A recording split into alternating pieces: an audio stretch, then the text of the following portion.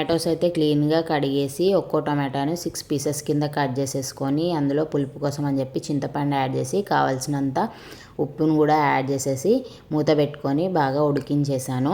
So ఈ ఉడికిన టమాటోస్ని అయితే కాసేపు చల్లారనిచ్చి తర్వాత స్టెయినర్లో వేసుకొని బాగా కలుపుకుంటూ స్మాష్ చేస్తున్నట్టు కలుపుకుంటూ వాటర్ వేసుకుంటూ దాని రసం అయితే తీసేసానండి.